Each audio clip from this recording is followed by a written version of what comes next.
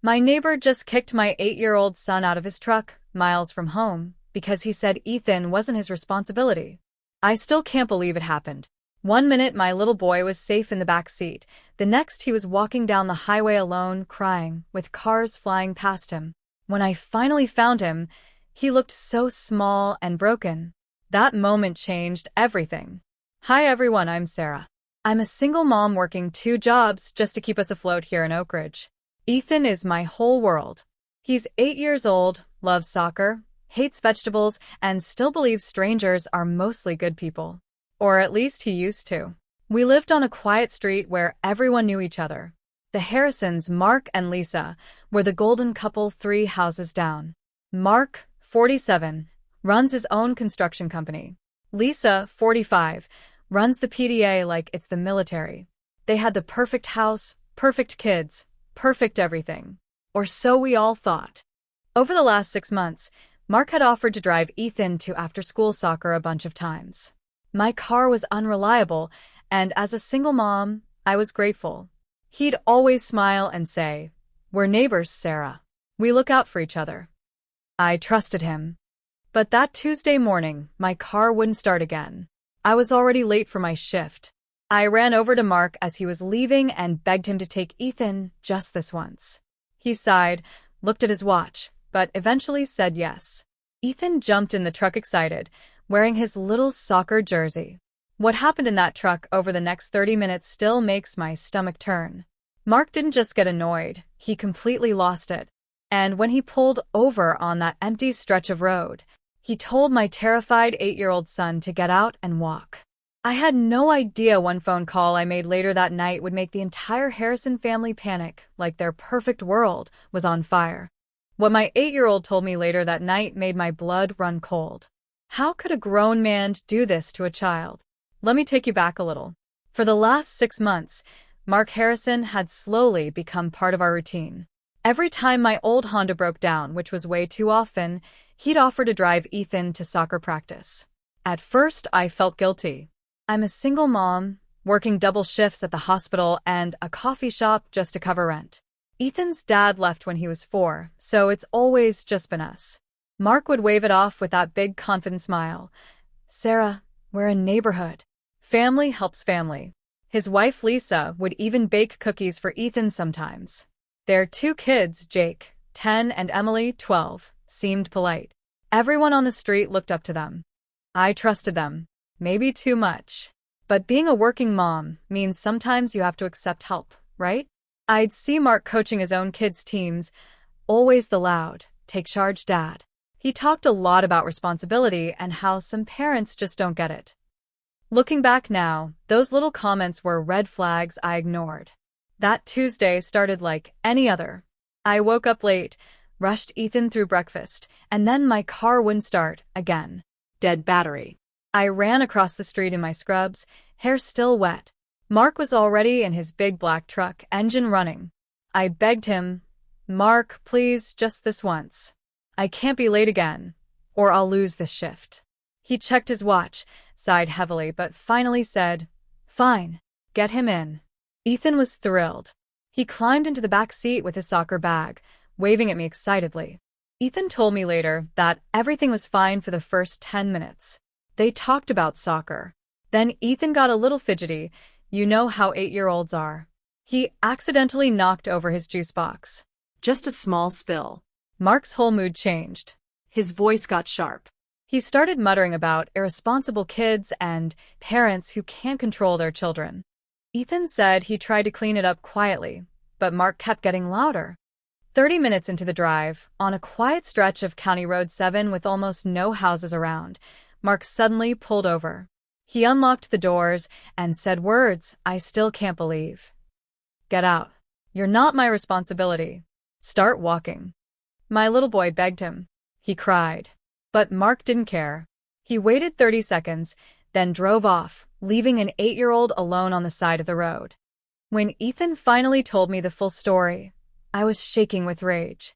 I drove straight to the Harrisons' house that evening to confront them. What happened at their front door pushed me over the edge. What my 8-year-old son went through in that truck still keeps me up at night. How do you even process a grown man abandoning a scared little boy on the side of the road? Ethan told me every detail once he finally stopped crying. For the first 10 minutes, everything seemed normal. Mark was asking about soccer, cracking a few jokes. Then Ethan, being an excited 8-year-old, knocked over his juice box. Just a tiny spill on the seat. Mark's face changed instantly. He slammed his hand on the wheel and started ranting. This is exactly why some parents shouldn't have kids. No discipline. No responsibility. Ethan tried to clean it with his shirt, whispering, "I'm sorry," over and over. But Mark just got louder. He went on about how single moms dump their problems on everyone else. My son was terrified. He said he kept thinking, if I stay quiet, maybe he'll stop. But Mark didn't stop. On that empty stretch of County Road 7, he yanked the wheel over, slammed on the brakes, and unlocked the doors. Cold as ice, he said, "Get out. You're not my responsibility. Start walking home." Ethan begged him, "Please, Mr. Harrison, I'm scared. I'll be good." Mark just stared straight ahead and waited. 30 seconds. Then he drove off, leaving my baby standing there alone with cars whipping past at 60 miles an hour. Ethan's phone was dead. He walked for almost 40 minutes, crying the whole way, jumping every time a truck roared by. He told me later he kept praying I would come find him. I was losing my mind by then. I'd called Mark 6 times, straight to voicemail. I drove every back road, heart pounding, screaming his name out the window. When I finally spotted that little soccer jersey on the side of the road, I slammed on my brakes and ran to him. We both just collapsed in the dirt, hugging and sobbing. I kept saying, "Mommy's here. I've got you." I drove straight to their perfect front porch, ready to explode. Mark opened the door like nothing happened. Lisa stood behind him looking smug. Mark actually smirked and said, "Kids exaggerate, Sarah." He was misbehaving the whole ride. That's when I pulled out my phone and made the one call that would make their entire world start crumbling. One single phone call. That's all it took to crack their perfect little world wide open. And I didn't even hesitate. After Mark stood there on his porch smirking like he'd done nothing wrong, I knew talking to him was useless. So I stepped back, looked him dead in the eyes, and said, "We're done here." Then I drove home, got Ethan settled with hot chocolate and his favorite blanket, and called my best friend Rachel. She's a local journalist who also volunteers with child advocacy groups. We've been close for years. I told her everything, Ethan's full story, the juice spill, the rant about single moms, the abandonment on County Road 7. And then I sent her something I'd never shown anyone before. Over the last few months, I'd secretly recorded Mark at neighborhood events. 3 different times he'd lost his temper in front of other kids. Yelling, cursing, calling children brats and useless. I never thought I'd need them until that night. Rachel listened without interrupting, then said, "Sarah, this is child endangerment. I'm handling it." Within 2 hours, she quietly posted in the neighborhood group chat asking if anyone else had stories about Mark's short fuse. The replies flooded in. Turns out I wasn't the only one. By midnight, 3 other moms had shared screenshots of Mark screaming at their kids during playdates. One dad said Mark had nearly caused an accident on the same road last month. Rachel tipped off child services anonymously and sent them everything. The next morning, the texts from the Harrisons started pouring in. Mark, "Sarah, please call me. This is getting out of hand." Lisa, "You're ruining our family over a misunderstanding." They were panicking. Their perfect image was cracking in real time. I was still at home with Ethan when I saw the blue lights through my window. 2 officers walked up to the Harrisons' front door. Mark stepped outside in his robe, hair messed up, sweating even though it was cool outside. Lisa was right behind him, eyes red, clutching her coffee mug like it was a lifeline. The officers asked them to step outside. Neighbors started coming out on their porches, watching. They thought one little misunderstanding would blow over.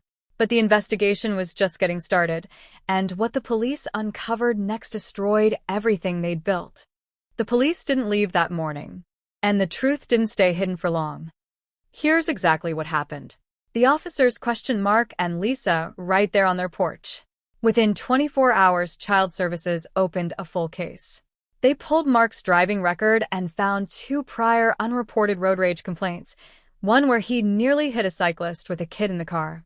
My secret recordings of his outbursts matched Ethan's story perfectly. The juice spill, the rant about single moms, the cold order to get out on County Road 7, it was all child endangerment, plain and simple. Mark received a citation for reckless endangerment of a minor. His contractor license is now under review, and he has to complete court-ordered anger management and parenting classes before he can drive anyone else's kids again. Every single question you might have had is answered.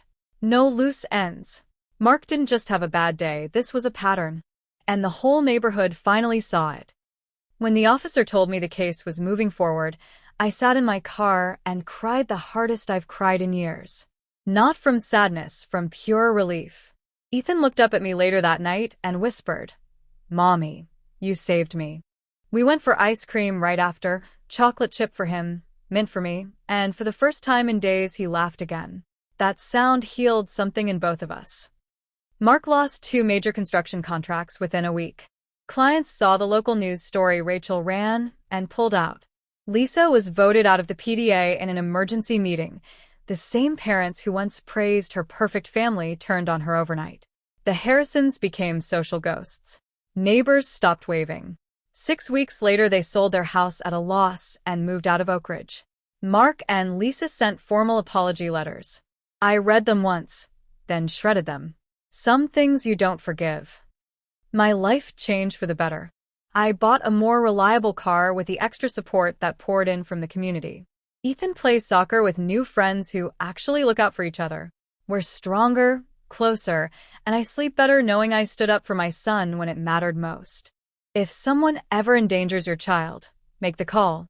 Justice might feel slow, but it comes. And your kid will know you fought for them. Text on screen. Protect your kids. Always.